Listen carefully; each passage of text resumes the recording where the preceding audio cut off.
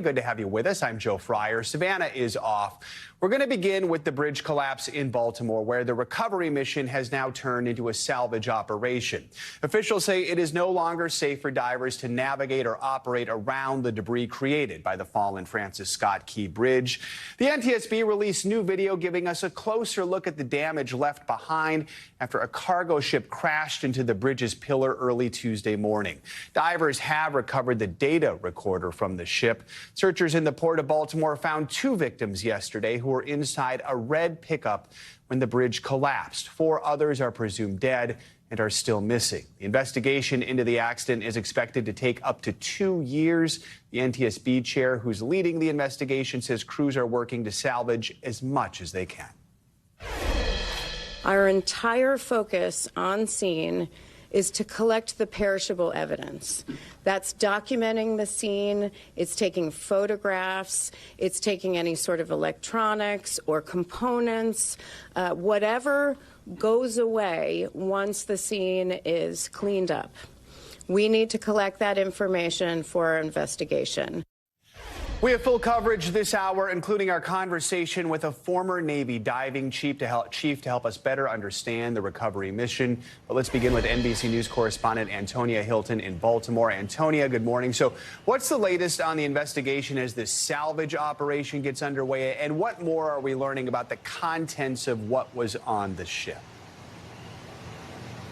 Good morning, Joe. Well, we know investigators are now boarding the ship after for the initial hours they were unable to do so. And we know that there are about 56 or so, dozens of containers with potentially hazardous materials on them, oil, other flammables. We also know, of course, that there is still immense amounts of cargo and other goods that certainly they're going to be looking for logs, going through what they know is actually still salvageable there.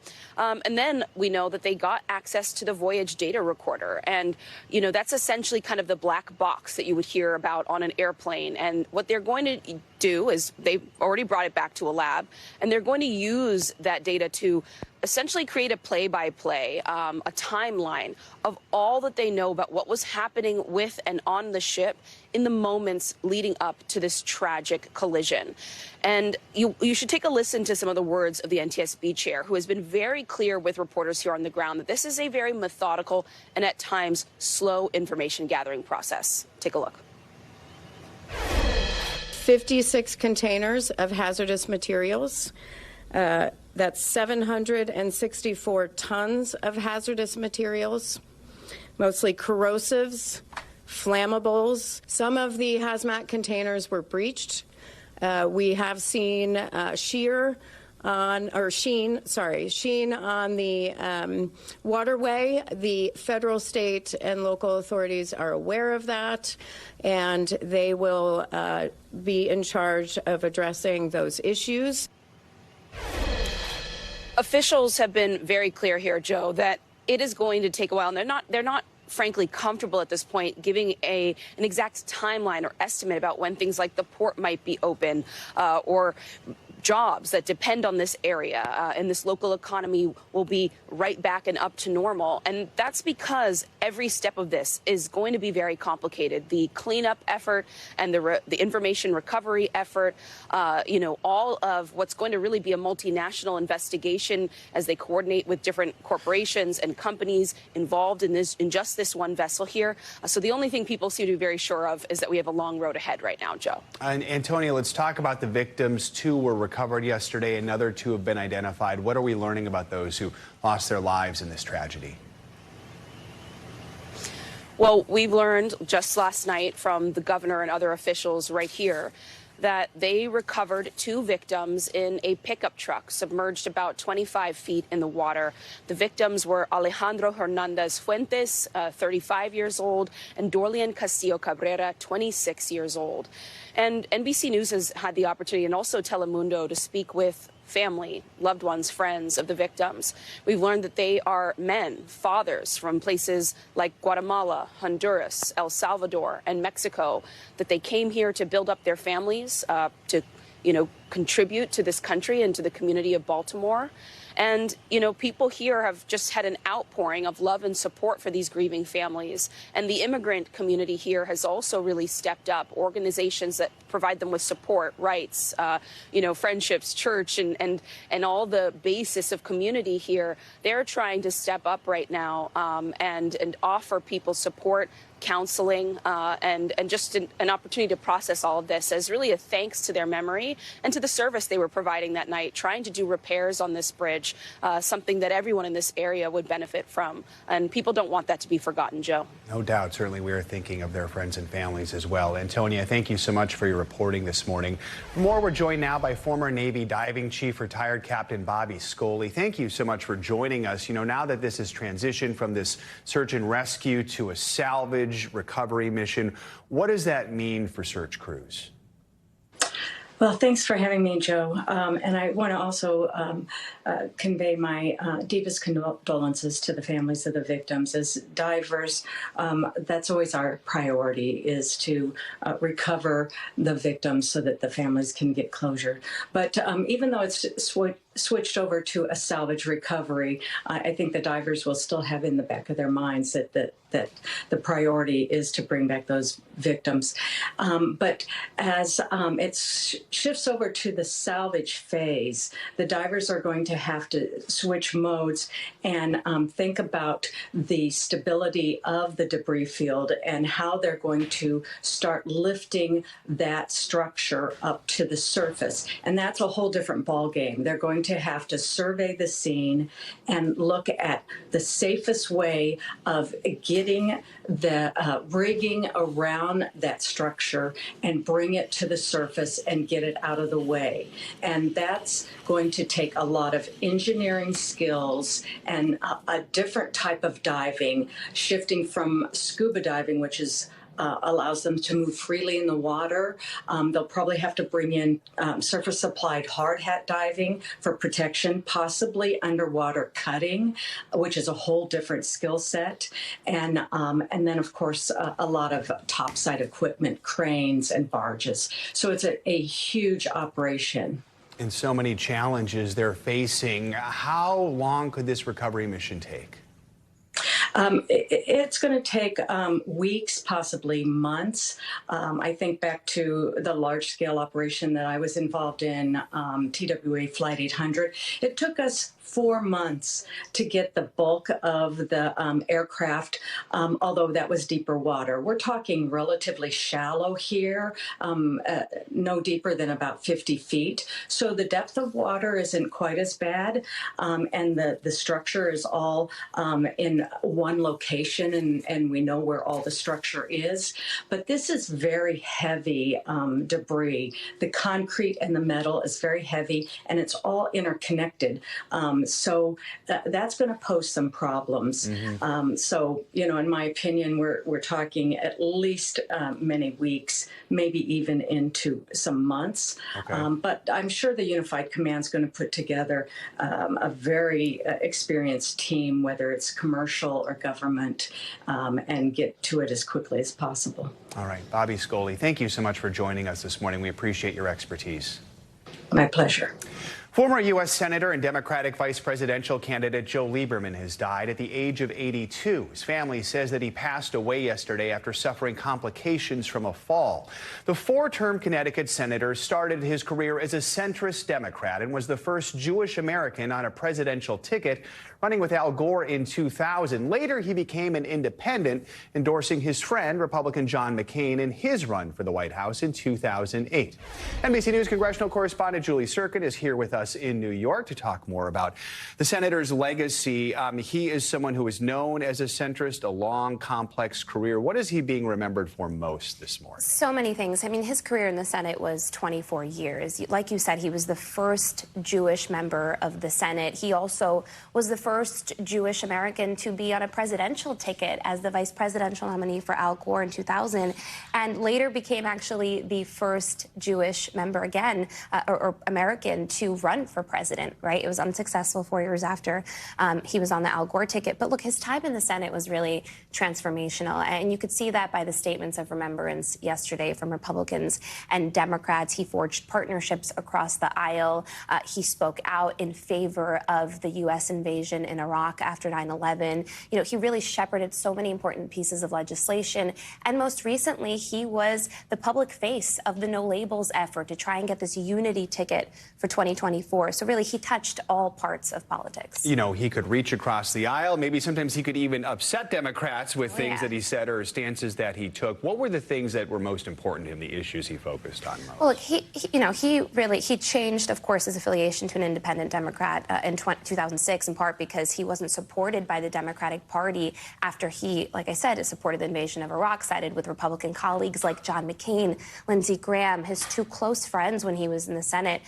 But even though he was an independent, he still was a Democrat on economic issues, on climate issues, on many social issues. You know, after 9/11, he really was the legislative father, if you will, of the Homeland Security Department. This was an agency he felt was so important to create after the terrorist attacks in this city all those years ago. But later on, you know, many criticized him for sort of standing in the way. You know, President Obama's most signature piece of legislation, the Affordable Care Act, for example, trying to pull back certain pieces of that when it came to a public option and so forth.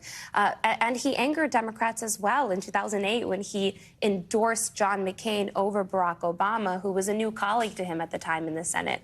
So he really transformed politics. He's a rare voice. We don't see many like him nowadays. Especially nowadays, yeah. Yeah, exactly. And he's being remembered as such, too. Are we hearing from Al Gore at all this morning? We are. And, you know, Al Gore really chose Joe Lieberman as his running mate, you know, really after all the allegations against Bill Clinton, who, to be clear, Lieberman was a fan of his administration. And I want to read you a part of what Al Gore had to say today. You see it on your screen.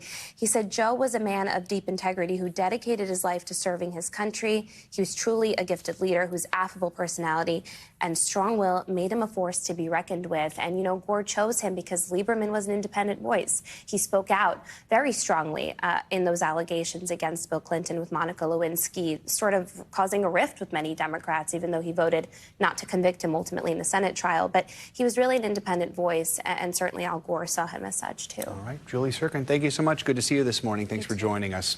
Former President Trump is ramping up social media attacks against the judge in his New York hush money case, less than a day after that judge issued a partial gag order. In Tuesday's ruling, Judge Juan Merchan said that Trump must refrain from making public statements about the court staff, witnesses, and other figures in the case, but it failed to mention the judge or the judge's family. And it did not take long for Trump to take to his social media platform, Truth Social. In a flurry of posts, Trump labeled Merchan as a hater, repeated his call for the judge to recuse himself from the case.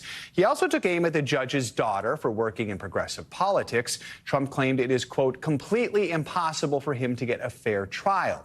Last August, Merchan declined to recuse himself from the case and said he is certain of his ability to be fair and impartial.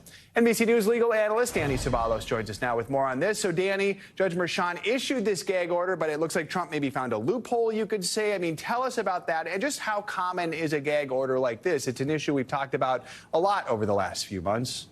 On the one hand, gag orders are pretty rare, and they're always controversial because they bring head-to-head several different competing, directly conflicting constitutional concerns. On the one hand, you have the liberties of the First Amendment, the freedom of speech. But then on the other hand, the court needs to preserve the defendant's and the public's right to a fair trial, which is somewhat ironic because here the person arguably threatening that fair trial is the person that the amendment was designed to protect, which is Donald Trump.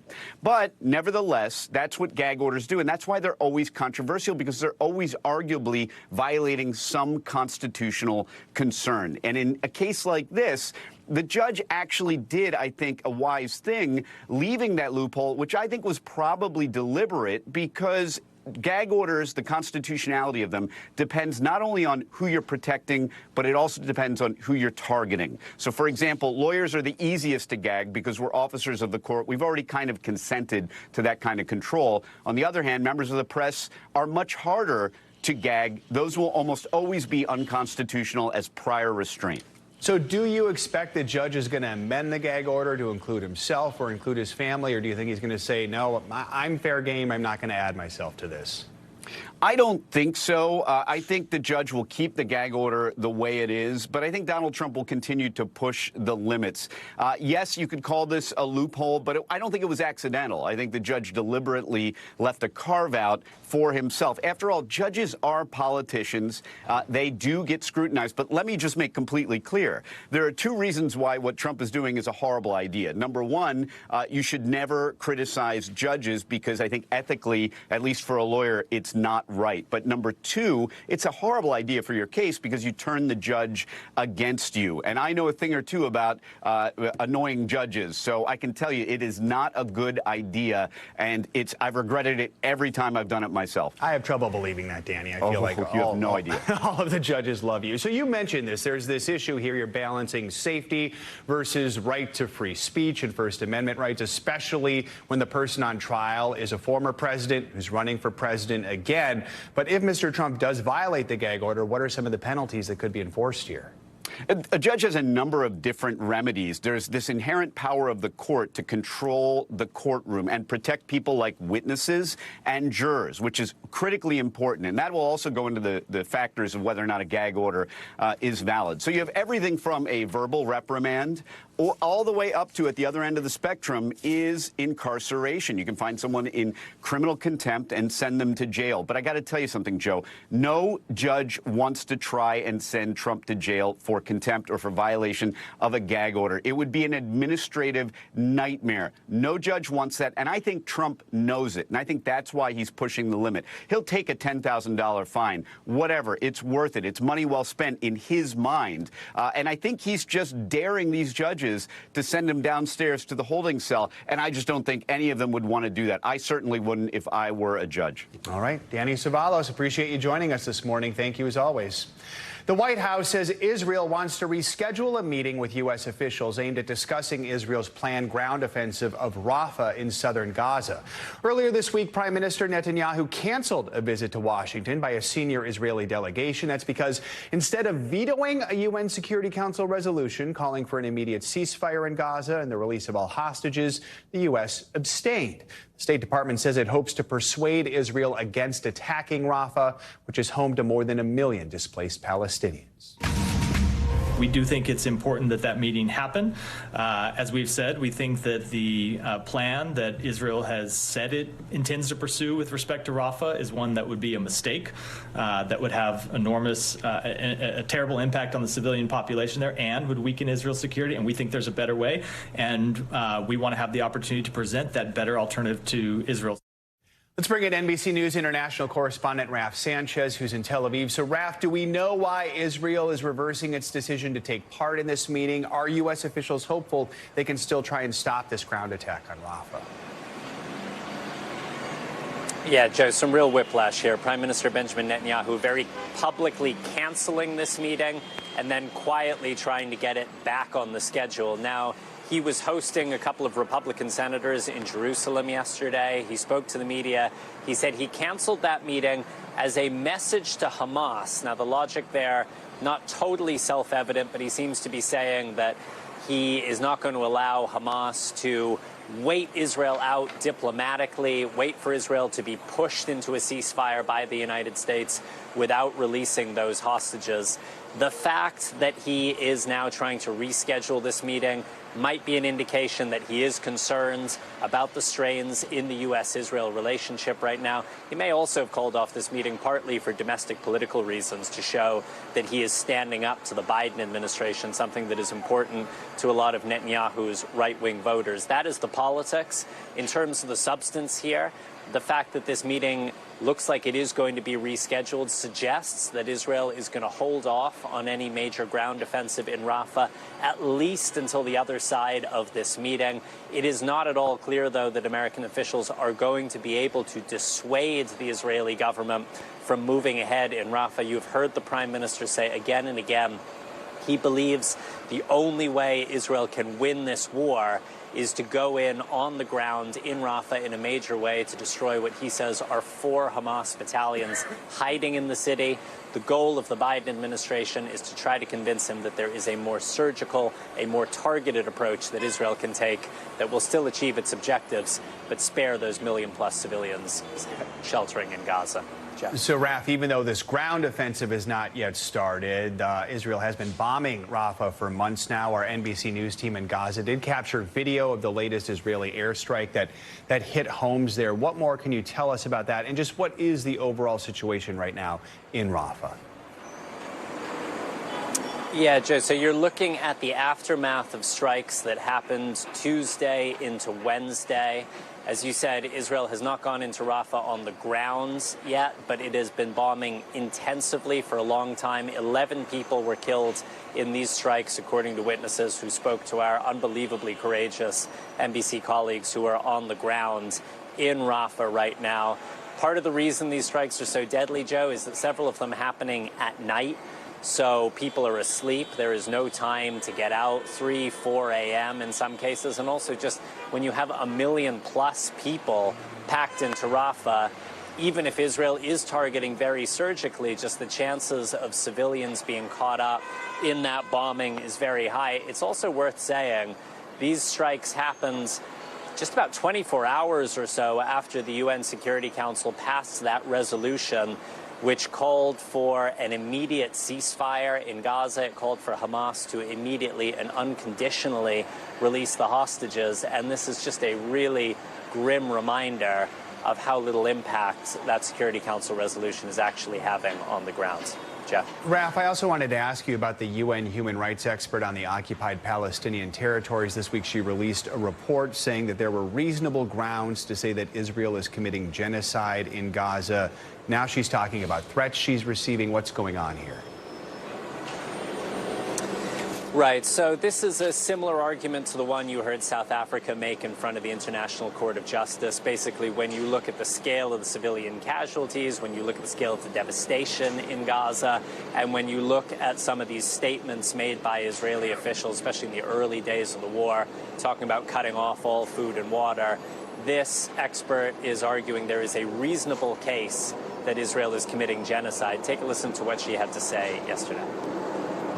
I've always I've been attacked since the very beginning of my mandate. I don't say that it's been a pleasant journey. Most of the pain comes from where I have to observe and monitor and investigate day by day. Yeah, I do receive threats. Israel's executive and military leadership and soldiers have intentionally distorted, using bellow principles, subverted their protection functions in an attempt to legitimize genocidal violence against the Palestinian people. Now, Joe, I should say Israel is saying this report is an obscene inversion of reality. They are dismissing it completely. This expert also is not a UN official in the sense of being the head of one of the major UN agencies. She is an outside expert. She is controversial. She has a history of picking fights on Twitter, and she was condemned for some comments she made last year suggesting that October 7th was not an anti-Semitic attack. Jeff. Raf, thank you so much for your reporting. Appreciate it. Time now for your morning News Now weather forecast. Our good friend Bill Cairns is here with us with a look ahead. Bill, good morning. Oh, good morning, Joe. And I'm going to trust, because you're an outstanding anchor and reporter, that you've noticed it's been a little wet this morning. I did notice rain. My journalistic skills kicked in, and I noticed that I was wet as I came into work. Yeah, and you're not alone. The East Coast has been soaked. It's soaked this morning. And now we're getting into almost like record territory in a few areas. So Providence, Rhode Island, so far this March, not including what's rained since midnight, we're up almost to 10 inches. It's already the second wettest March you have on record. We're not going to beat the all-time record. That was back in 2010. I don't know what happened there. I go back and look, but 16 inches of rain. So we're not going to beat that, but we are going to get another probably about 1.5 inches to 2 inches with the storm that's currently ongoing. So as we go throughout the day today, here's at 2 p.m. So you notice that rain is ending in areas of South Carolina, still pouring in the Outer Banks areas all the way through the Albemarle and Pamlico Sounds, right through coastal regions. Now, notice Washington, D.C. We also have a baseball game. The Orioles game is going to be at 3 o'clock this afternoon. afternoon. Looks like showers ending at that time. And then steadier rains continue up from New York to Boston, even through the evening rush hour. Anywhere from the Jersey Shore, Long Island, up into New England, you'll be going home in the rain today. And it pours all evening long in areas of northern Maine. Because we've had the recent rainfall, we do have flood watches that are up. We haven't had any bad flooding as of now, but we think later today some of the higher totals will come in, and that's when the rivers could rise a little bit. So additional rain on top of what you already had. Another inch possible in New Bern, the Norfolk, Virginia Beach areas. New York City, not much more. D.C. looks like you're just about done. Boston, though, another inch and a half as we go throughout the day today. So how does this all shape up as we head towards the weekend? Friday, we watch that storm exit. Beautiful Friday from the plains all the way to the East Coast. The next big storm will be coming into the west. That's where we'll have to deal with Saturday with a flood risk, some storms in areas of Southern California. And then by the time we get to Sunday, that mess will be heading into the Rockies. But it looks like a really nice Easter Sunday for the East Coast. Much of the South should have no problem either. Problem areas, if we're going to have any, will be areas, say, Chicago to Indianapolis and other areas down there to the south. Should be doing just fine as far as the sunshine goes. A little wandering here. Bill's giving you a tour of the studio this morning. Bill, good to have you with us. Thank you so much. All right. Thanks for watching. Stay updated about breaking news and top stories on the NBC News app or follow us on social media.